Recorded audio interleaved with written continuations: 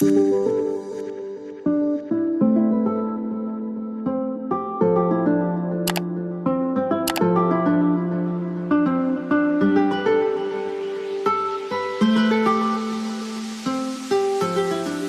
back everyone to Restoring Sean, and today we are in episode 6, getting ready to cook up some fun in the kitchen. If you are new to the channel, I post a new video every Wednesday morning showcasing my slow decline into insanity as I dive in on the work that went into restoring my very first house, the Manor.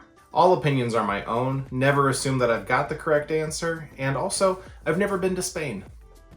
Let's get started. The kitchen was, from day one, the most visible problem in the house. And maybe some of you are looking at it and thinking, nah, it's not that bad. And sure, apart from the colors in the listing photo, it really doesn't look that bad. But without all the artwork and the doodads in those photos that make it look cute, and with the shelves that were attached to that chimney now gone and gaping holes being left behind in the cement that was covering the brick, it definitely wasn't cute. It was dirty and stained, and to use like an awkward adjective, it was rickety. Everything was sticky. The floor had weird bumps in it, the fridge wobbled, and the floorboards had huge gaps between them that were filled with just dust and detritus that had collected over the years. In episode 3, I discussed the incident with the bathtub upstairs, and in case you forgot or didn't see it, let me remind you. 2 days after purchasing the house, I decided for some reason I was going to go to Wisconsin for the weekend. I don't know why. I think it was to meet my friend Tina's little boy for the first time because she'd just given birth a couple months earlier. I decided I was going to take a bath in the big clawfoot tub, so I did. As it filled up, I kept hearing a water splashing sound. Upon leaning over the tub, realized that the seals for the drain were not good, and the water was literally pouring out of the bathtub onto the floor, through it, and somewhere downstairs. I emptied the bathtub as quickly as I could, threw a towel around my waist, ran down the stairs. Water from the bath was pouring out of the can light above the kitchen sink. It was running across the top of the cabinets. It was down the walls. And I just had this horrible, horrible sinking feeling of my whole drive to Wisconsin after this. My mind was just running with what to do about the problem. There was, of course, the feeling of dread that was omnipresent because as a first-time homeowner, you don't know how big the problem is. And since you don't know the gravity of how bad it could actually be or how not bad, conversely, you just assume the worst automatically and you see the dollar signs flashing in front of your eyes. But on that drive to Wisconsin, I decided, F it, I'm taking the ceiling down. And I wanted it to look like this photo that I had seen on Pinterest. You can use the woodwork that is hiding behind the sheetrock of your ceiling, paint it, and let that stand on its own as an architectural feature of the house where the oohs and ahs are going to follow. On June 25th, 2018, after my 7 a.m. to 4 p.m. shift at Pottery Barn, I made a stop at Ace Hardware for some goggles, a drywall saw, and a face mask. After just 3 weeks, I had had it with the kitchen. I'd filled the cabinets right away, but I knew that it was going to be a temporary thing because I just didn't have a good firm grasp on where I wanted things to exist in the kitchen. And also, I didn't want to figure it out. You ever have that thing when you move into a new space and you don't want to load up your shelves, specifically in a kitchen, with your dinnerware and your drinkware until you've had a chance to really clean it? I have as well, except in this regard, because they were dirty and ugly, I also wanted to paint them. So everything was just on hold, indefinite hold. So I came home and I did this. So you know that feeling you get when you're probably gonna do something stupid or wrong, and you can't quite put your finger on it, but you just know you're not the best at something? Well, that's my feeling right now as I gear up with my little knife to tear that ceiling out. And right now I'm technically just previewing and seeing what it looks like underneath. But we all know I'm gonna go crazy and keep sawing and hope for the best that it's a cool exposed ceiling when I'm done. But safety first, and I don't want stuff in my eyes. And I'll let you know how it goes. Looking back on this, what was risky about it was that I had no idea there was knob and tube wiring in the ceiling. My jamming the drywall saw up through the sheetrock and miraculously not hitting any of the live knob and tube wiring and subsequently burning the house down was pretty cool. So I'm currently trying to decide if I've made a critical error or if this is going to be gorgeous when I'm done. But she's going away.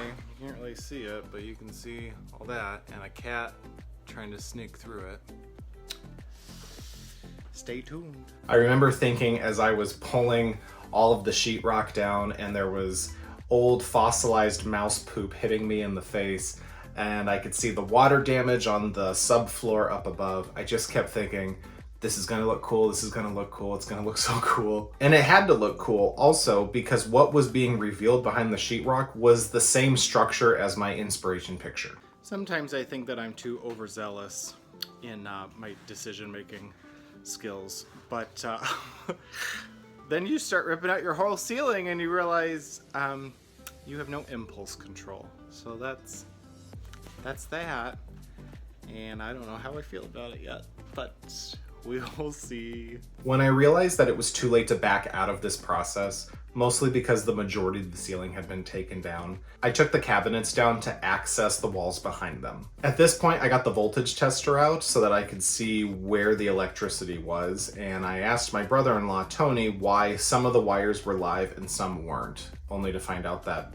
like modern day wiring, you have a hot wire and you have a neutral wire, and I didn't know that. I wasn't going to have help for a couple of weeks on this project and also the project from episode 5, which was the built-in in the dining room. So I got to work on what I could do, and that meant painting over the rag-rolled electric blue walls with French gray in a matte finish by Sherwin-Williams. This was a dumb color choice, and I will explain why later. Tony wasn't sure if we were going to be able to do anything about moving the wiring, and because I live in a fantasy world and nothing ever goes wrong, I just thought, obviously we're gonna be able to move it, so I went ahead on my merry way with my plan. I spent a long 4th of July weekend working on that ceiling, and I was supposed to be spending it on a couple dates with an individual that ghosted me. And I don't want you to ask me about it because I am still bitter about it 6 years later. Ah, ruined a tank top. I am still bitter about that tank top too. I went through 3 gallons of Kills primer on that ceiling, and I think it took 5 coats. That could also be why I don't use Kills primer anymore. I don't know. Everything soaked through this paint, and I know that that is called tannin bleed. Wood has tannins in it that react to moisture, so in this case paint, and they tend to leach into it from the wood. But after that much time spent, it was looking good and I was feeling good about where this project was going to go. Except surprise, no! When my helper crew came out, there was no way to remove the knob and tube wiring.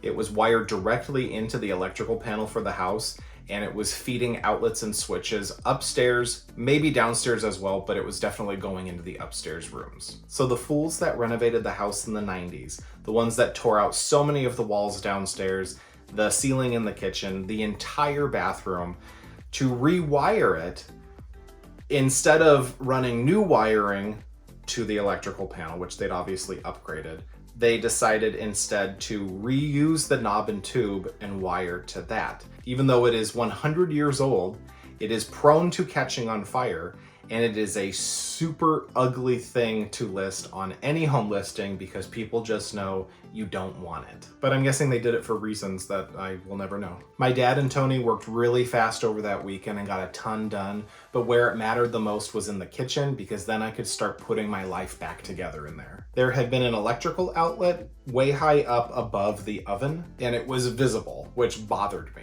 And from old listing photos, I knew that when there had been a hood above the oven, it was just an extension cord that dropped down and plugged into that, and I didn't want to see it. Also, the stove itself plugged into that outlet. So my dad was kind enough to lower the outlet into the wall so that it would be hidden behind the stove, and then run a wire up that would exit through the cabinet, that when I put a new hood in place, it would be able to plug in up there, sight unseen. He and Tony worked together to install my 6 new can lights, not just the one that had been too close to the cabinet over the sink. And then they installed my new ceiling fan, which I really loved because it looked like a plane propeller. This would end up being my first experience with using plaster on a larger scale to cover up the tape for the sheetrock. It would also be my first experience in understanding how miserable of a job it is, and it is one that I would absolutely hire out if I ever had the money to do so. Here it didn't turn out too bad, but I knew where to look in the room if I wanted to see where I had f***ed up and if I could see any of the mesh. And clue for you, there were plenty of spots where I could see the mesh. Once the walls had been touched up and the ceiling was painted in flat white paint, I sanded down the butcher block counters, which had been previously used for actually cutting on. Just because you can doesn't mean you should. And then I stained them with the Kona colored stain from Varathane, which the floors would eventually be as well. I reinstalled the kitchen cabinets, degreasing them on the inside and out and cleaning them as best as I possibly could. I turned the dining room into a staging area at this point so that I could start painting the cabinet doors and drawers. I used Sherwin-Williams Emerald Collection trim enamel in iron ore in a satin finish for all of the kitchen cabinets and then also all of the actual doors in the house. It is one of my favorite colors from Sherwin-Williams and I have used it very extensively in this current house. After the paint, the cabinets were upgraded with new hardware and a brushed brass finish. This theme going throughout the entire downstairs to match the hardware in the dining room, as well as the drapery rods in the dining room and the living room. Sometimes all you need to get something to really shine is new hardware, and it'll change the look of a piece entirely for as small and insignificant as it may seem. Here is a picture of a small sampling of outlets from the kitchen that I replaced. Word to the wise, unless you are the most careful person in the world, I have never found it to be a good idea to paint the actual outlets and switch plates. While it's not detrimental to the function of it or anything, you're gonna scratch it, you're gonna scrape it, and then it's just gonna look sloppy and dumb in the end. I don't remember exactly how many different outlets and switches there were in the house, but there were at least 10 varieties of them scattered throughout. And me being me, I needed them all to be the exact same top to bottom. That was just how it had to be. Flashing forward a few months to the spring of 2019, I had moved on to painting all of the windows. This process also involved a lot of caulking, and I don't think I mentioned that in the last videos. The windows had all been disassembled in the 90s when they took the plaster and lathe down and did the sheetrock, and when they put it all back up, there were gaps in it, and that's fine when the wood is dark, but when you're painting it white, those gaps are just glaring and they're all over the place. Also, Paolo is my most curious cat and needed to inspect work. The stamp of approval is right there. Here are a few weirdly distorted shots of the kitchen when I took pictures for the 1-year anniversary of owning the manor. Also, privacy film is a great invention. You can see how I'm blocking the view of the gross neighbor's house, which had trees growing from the gutters on the roof. I initially had the film covering the entire window the first year that I was living in the house, but ultimately I decided that the top portion could come down because the sun set in that direction and I wanted to see the sunsets. Here, I did my very first faucet replacement, dabbling about as far as I wanted to dabble with plumbing. The old faucet was garbage and rusting out from the spigot. With the new one, I could remove the sprayer from the faucet itself, which freed up the standalone sprayer and meant I got a soap dispenser as well. So I didn't have to have a bottle of Dawn dish soap on the counter all the time. Finally, it's COVID time, which are words you probably don't hear very often. When I moved downstairs to work on the floors, it was really an engineering marvel on my own part, if I do say so myself. I had screwed up pretty bad upstairs on the floors, where instead of applying the stain with the floorboards, I applied across the floorboards. And I did half of the primary bedroom that way, and then went and did the other half in it. And where they overlapped, there was just this dark streak down the middle of the room, and it looked like the crappiest workmanship you have ever seen in your life. And I wasn't gonna undo it because I didn't have the time, the money, the patience, or the willpower, probably. So down here, every room was planned out in a way that I could go with the floorboards and do enough of it so that I would still be able to escape the room and make it to the upstairs going an alternate route.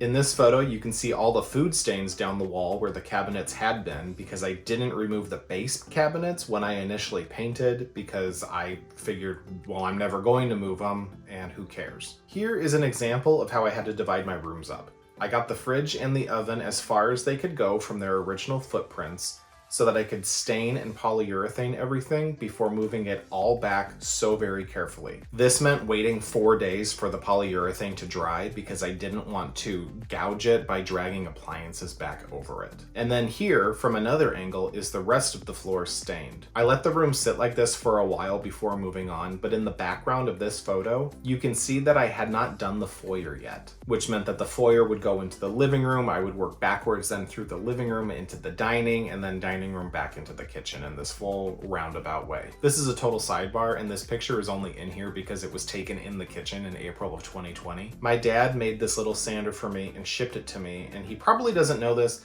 but I still have that note saved in my memory box. I don't know why, it just meant a lot to me. Anyway, here's Paolo enjoying the gloriously finished floors while I enjoy some glorious late night waffles. And then there's Sophia doing her party moves while I was working on packing up the kitchen in lieu of decluttering and staging it for the photographer. The listing photos make it look so much bigger than it was. Not that it was a small kitchen, but it just didn't really have room for more than 2 people at the same time. And because there was no air conditioning in there, it got really hot in the summertime if you were cooking something. What's funny now, looking back on this, is that it is nothing like my taste anymore. The light gray is such a boring and safe color, and after the Manor, I never used it again on any walls. The reason I mentioned earlier that using French gray was a dumb choice is because I also used requisite gray in the foyer, halls, pantry, and back entry. On swatches, they look like different colors, but in person, they were almost the exact same. You could not tell that they were different. So the reason it was a dumb choice is because it was just a waste of effort and ideas, and I could have done all of it in requisite gray. In the end, it was a decent kitchen, and the IKEA cabinets were actually pretty great. In hindsight, I would have taken a grinder to chip off all of the concrete that was covering the chimney so that I could expose the brickwork for it and have that detail. But I also would have reconfigured the entire kitchen knowing what I know now about plumbing and what is possible in a space thanks to my talented brother-in-law and my dad, the wiring genius that he is. I still grapple with the desire to have something that is a clean aesthetic while still being very cozy and warm feeling at the same time. This room easily gets the clean aesthetic, but it never felt cozy. I don't miss the lack of storage, especially compared to the estate where I currently am, but I made do with what I had. I also ate a lot of my meals in here, sitting on a bar stool, and during COVID with a generous portion of Trader Joe's red wine. Thank you so much for watching the video today. If it's not too much of a bother, please click the like button below. It helps me out and it also inflates my ego a little bit. And then click subscribe. That way you will know when new videos drop, like next week Wednesday in episode 7 of Restoring Sean, when we go through the back entry, the pantry, and the hallways of the manor. And I will see you then.